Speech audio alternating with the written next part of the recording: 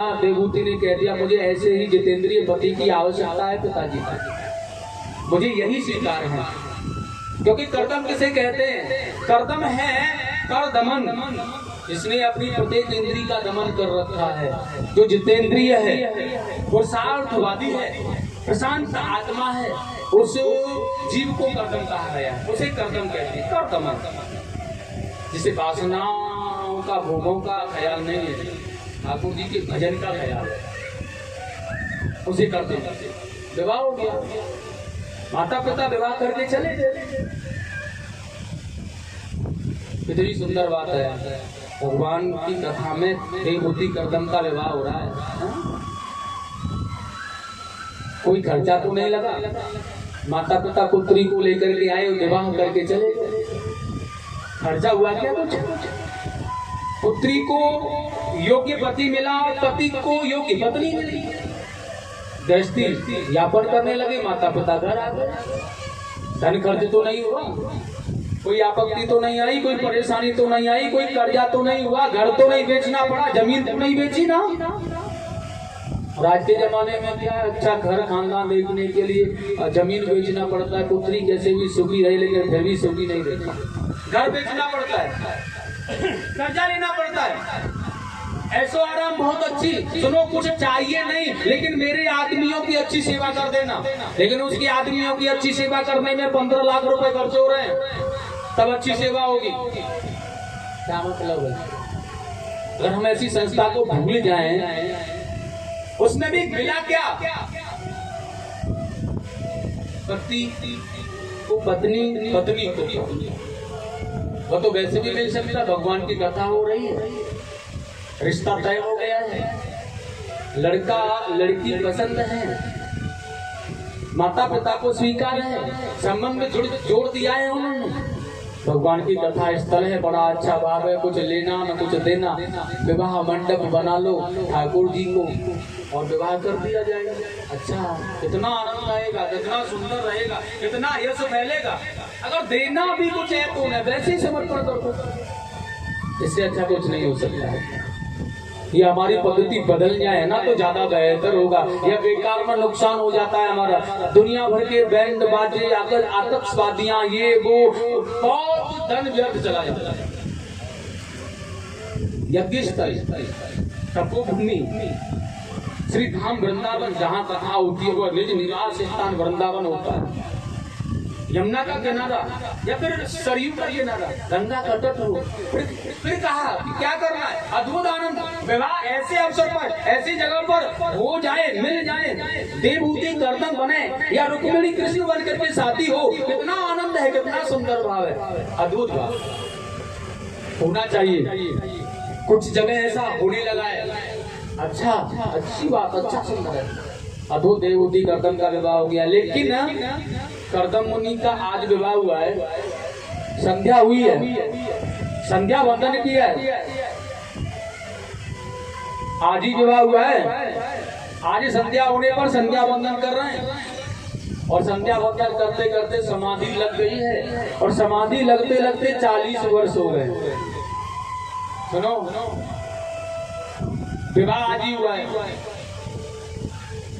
और आज ही समाधि, आज ही संध्या वंदन, सब कुछ आज भी किया है। 40 वर्ष हो गए। देवहूति चरणों की सेवा करती रही, धूप नैवेद्य दिव्य, बहुत सुंदर पतिदेव का सम्मान किया, स्वागत करती रही, बड़ा सुंदर दिव्य सुगंधित मय रखा, अपने प्रेम के शरीर को जर्जर कर दिया है, सुखा दिया, लुटा दिया, नष्ट कर दिया है, लेकिन अपने पतिदेव की सेवा में कोई भी कमी नहीं छोड़ी। 40 वर्ष के बाद कर्दम ने ध्यान को खोला, समाधि को खोला, तो पूछा है कौन है आप? बड़ा सुंदर देवहूति ने बताया, भगवान आप भूल रहे हैं, याद कीजिए मैं आपकी पत्नी हूँ अर्धांगिनी। कर्दम जी ने देखा, हाँ विवाह तो हुआ था, लेकिन वर्षों पहले। क्या वाकई में यह वही देवहूति है जिसके साथ विवाह हुआ था? क्योंकि विवाह होने के बाद विवाह के किसी सुख को इसने प्राप्त नहीं किया है। समाधि में क्या हुआ, इतने समय तक मेरी सेवा कर सकती है यहाँ रह कर। सज्जनों, बड़ी विडंबना की बात है। बड़ा अपराध किया है। कर्दम जी ने सोचा देवी तुम्हारे साथ बहुत अन्याय हुआ है, मैं अपराधी हूँ तुम्हारा।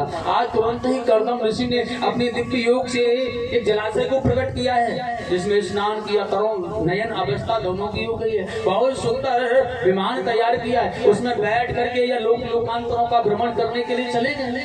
अद्भुत आनंदमय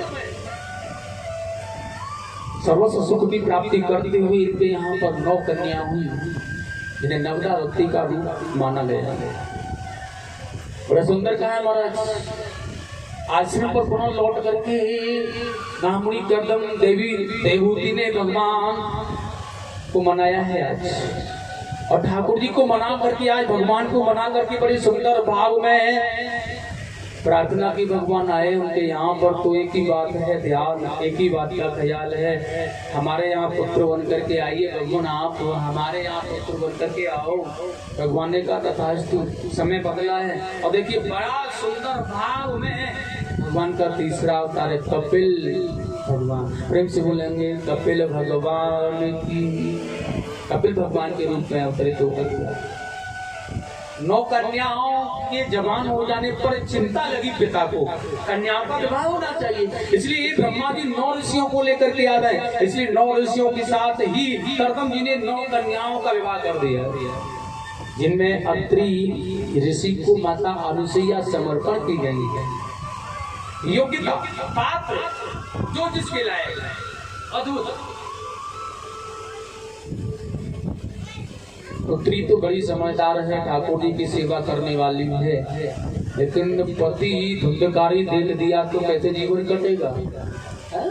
रोज शराब पी कर भी आता, ठाकुर जी को उधर फेंकता है उधर फेंकता है, कैसे जीवन यापन होगा उसका। इसलिए पात्रता किसी भी लोग में ना करके चुननी चाहिए हमें, चाहे गरीब है, अच्छा है लेकिन योग्य है, पावन है, लायक है, पवित्र है।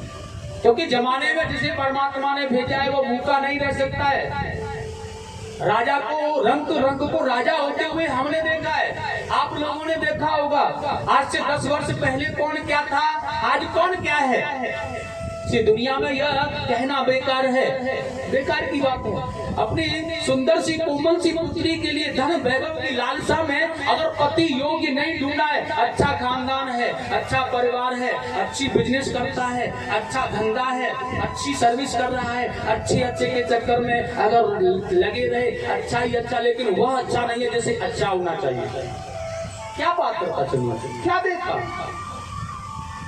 दुनिया में अच्छा नहीं देखना है, दुनिया में अच्छा वह देखना है जो वाकई में अच्छा होना चाहिए। बाकी तो सब अच्छा बन जाएगा जब हम अच्छे हो जाएंगे, सब अच्छा हो जाएगा। इसलिए पात्रता, अत्रि को अनुसुईया, वशिष्ठ को अरुंधति, मरीच को कला, अंगिरा से श्रद्धा का विवाह हुआ। पुलस्त को हरविभूहि नाम की कन्या, पुलह को गति, क्रिया को क्रतु, भृगु को ख्याति, अर्थवा को शांति नामक कन्या के साथ विवाह किया है। 9 कन्याओं का 9 ऋषियों से विधि पूर्वक विवाह कर दिया है। बड़े आनंद भंग चिंता दूर हो गई। पुत्रियों की शादी करने के बाद पुत्र की तरफ देखा तो लायक है, 4 अंगुल की कोठी धारण करते हैं, बस ध्यान मग्न रहते हैं, या विवाह करना नहीं चाहते हैं। अद्भुत क्रिया। कर्दम मुनि ने देखा है सर्वस्व सुख की प्राप्ति हो गई, कन्याओं का विवाह हो गया, पुत्र लायक हो गया, तो फिर पिता का दूसरा कर्म क्या है जो रह गया है बाकी, जो कि अभी भी यहीं घसीटता रहे, क्यों लगा रहे, क्या मतलब है। हमारे पिता ने हमें पाल पोस करके बड़ा कर दिया, लायक बना दिया, हमने अपने परिवार का पोषण किया है, पुत्र को लायक बना दिया, पुत्रियों का विवाह कर दिया, अच्छा घर खानदान मिल गया। अब पुत्र की जिम्मेदारी है कि वो अपने परिवार को कैसे चलाएगा, वो अपने परिवार को कैसे संभालेगा। हम फिर भी घिसटते रहे, चिढ़ते रहे, क्या फायदा। ऐसे जीवन से क्यों नहीं भगवान का भजन किया जाए, क्यों नहीं ठाकुर जी के चित्त में मन लगाया जाए, क्यों न प्रेरणा ली जाए। अगर जो प्रेरणा हम लेंगे तो हमारा परिवार, हमारे बच्चे भी तो ले लेंगे। पिताश्री इतना कार्य करने के बाद परिपूर्णता से चले गए और भजन किया, हमें भी यह कार्य करने के बाद चले जाना चाहिए, भजन करना चाहिए, भगवान के प्रति कुछ करना चाहिए। ऐसा सोचते रहेंगे, परिवार आनंद मग्न हो जाएगा, आनंद की लहर परिवार में आ जाएगी, अद्भुत ज्ञान होगा। लेकिन नहीं, नाती की भी यह पागल है, नाती का विवाह कर जाऊं, पोते का विवाह कर जाऊं, अभी भी नहीं, पर पोते की भी शादी करके देख के जाऊंगा, स्वर्ग नसैनी मिलेगी। नरक नसैनी के प्रबंध में स्वर्ग नसैनी को ढूंढ रहा है, लेकिन वो स्वर्ग नसैनी नहीं मिल रही है, नरक नसैनी नरक की तरफ जाएगा, कोई नहीं रोक सकता, निश्चितता। बड़ा सुंदर महाराज कपिल के पास में आकर के कहा है, बेटा मैं पुत्र लायक है, इसलिए समझदारी की बात, कन्या के बराबर का हो गया है, पूछ लिया, मैं संन्यास लेकर जाना चाहता हूँ, क्या राय है तुम्हारी? पुत्र ने कह दिया, संन्यास से बड़ा धर्म कोई नहीं है पिताश्री। बड़ा सुंदर का है, काम्या नाम कर्मणा न्यास संन्यास कवयो विदुः, इससे अच्छा क्या है? संन्यास लेकर भजन करो भगवान का, रह ही क्या गया है। अद्भुत बात। करदम जी तपस्या करने के लिए वन की ओर जाने लगे, पत्नी ने पैरों को पकड़ लिया, प्रभु ऐसे कैसे चले जाएंगे, मुझे छोड़ करके आप। करदम जी ने कहा, मैंने कहा था तुझे एक सत्पुत्र होने के बाद संन्यास लेकर वन में चला जाऊंगा, मेरा संकल्प पूरा करने देना मुझे। अब तो रोने लगे, मैं संन्यास लेकर साथ में चल रही हूँ आपके, दोनों ही संन्यास लेंगे। करदम जी ने कहा, पत्नी साथ में होगी तो संन्यास कहाँ होगा, जिम्मेदारियां बढ़ जाएंगी ना, सुरक्षा की जिम्मेदारी होगी, देखभाल की जिम्मेदारी होगी, भजन कहाँ होगा, साधना कहाँ होगी। फिर तो रोने लगे, मैं कैसे रहूंगी? करदम जी ने समझाया, कैसे रहते हैं? अरे रह लेना, भगवान का भजन करना। नहीं, मैं तो जाऊंगी। भगवान राम जिस समय वन के लिए जा रहे हैं ना, माता सीता ने पैर पकड़ लिए, रो रो के कहने लगी है, आप चले जाओगे तो यहाँ सीता का शरीर, लेकिन सीता नहीं होगी। अद्भुत, वही कह दिया है देवहूति ने, भगवान आप कैसे जा रहे हैं मुझे छोड़ करके यहाँ, मैं कैसे किसके सारे जीवन यापन करूंगी। बड़ा सुंदर सा है। प्राणनाथ तुम बिन जग माही, तुम बिन जग माही, मोको सुख कतो कछु नाही।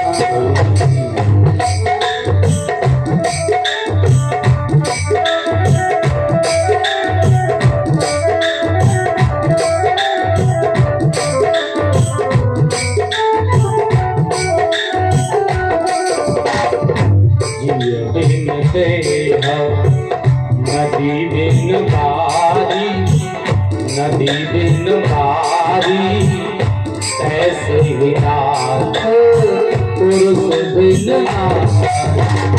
श्री राम जय राम, जय जय राम, जय जय राम, श्री पावन सीताराम।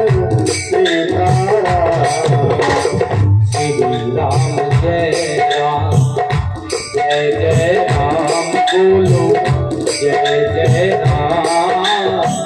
श्री राम जय राम, जय जय राम। श्री राम जय राम, जय जय राम, जय जय राम। श्री राम जय राम, जय जय राम। प्राणनाथ तुम बिन जग माही, मोको सुगंध कतो कछु नाही। तुम चले जाओगे मुझे सुख मिलेगा, ऐसा आता है कैसे सुख मिलेगा, मैं कैसे प्रसन्न रह सकती हूँ। जीव बिन देह नदी बिन वारी, कैसे ही नाथ पुरुष बिन। बिना जीव के इसके अंदर से निकल के चला जाता है, या घोंसला पड़ा रह जाता है, माटी का बना पुतला, क्या होता है इसका, है? भगवान बिना सिंचाई के पौधा, बिना जल की बारी नहीं होती है ना, वैसे ही ठीक नारी की कोई प्रधानता नहीं है संसार में बिना पुरुष के। कितना दुलार किया हमने, कितना प्यार किया हमने। किसी का पति था तो किसी का पुत्र था, किसी का भाई था तो किसी का भतीजा था, किसी का जीजा था तो किसी का साला था। अद्भुत भाव, अद्भुत ज्ञान, कितना प्रेम था, कितना दुलार किया, कितना अद्भुत भाव रखा, कितना सौंदर्यवान था, कितना प्रेम करने वाले लोग थे, कितना सद्भावनाएं बनाए रखते थे, सत महापुरुष की तरह आनंदमय होते थे। लेकिन जीवात्मा के निकल जाने के बाद पड़ा है, फिर कोई इसे अपनाने के लिए तैयार नहीं। कहाँ गया तेरा दुलार, कहाँ है तेरा प्यार, कहाँ है तेरा वो भतीजा, तेरा भाई, तेरा जीजा, तेरा बहनोई कहाँ पर है, कहाँ गया, कहाँ है भैया, यही तो पड़ा है। यह सुंदर हाथ पैर नाक कानों को बढ़ाना, दिव्य शरीर, दिव्य रूप तो यही है, कहाँ गया है। जिसे सत्य मानने के लिए तैयार नहीं होता, उस सत्य को स्वीकार नहीं करता। यही तो था, इसी से तो तुमने प्रेम किया था ना, यही तो है वो। फिर गया कहाँ है। अब ले जाओ क्यों हो रही है, बांधो से ले जाओ, अब कोई नहीं रोक सकता इसे, अब कोई अपना नहीं बना सकता इसे, बस भेज दो, ले जाओ। क्या किया जी कामुनी करदम ने कहा, देवी मैं तुम्हें अकेला कहाँ छोड़कर जा रहा हूँ। नारी की जीवन की 3 प्रधानता होती है। पहला उसका बचपन होता है, वह पिता की देख रेख में व्यतीत होता है देवी। दूसरा जवानी पति की देख रेख में व्यतीत होती है, उसका अधिकार, उसका मालिक पति होता है। बुढ़ापा जिस संतान को जन्म दिया है वह पुत्र की देख रेख में व्यतीत होता है। वह पुत्र की जिम्मेदारी होती है अपने माता पिता के उस दिव्य बुढ़ापे को, उस अवस्था को अच्छी तरह से पुत्र की भांति शोषण करे, पालन करे उनका।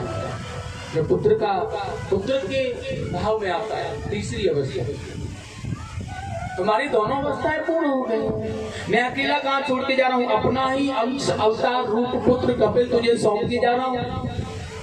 यह तुम्हारी रक्षा भी करेगा, सुरक्षा भी करेगा, ज्ञान प्रकाशित भी करेगा। और देखी यह तो प्रभु का दिया हुआ प्रसाद है, भगवान का अवतार है, तुम जान रही हो ना, इसलिए जाकर के इसके पास रहो, अद्भुत ज्ञान प्राप्त करो, आनंद लो।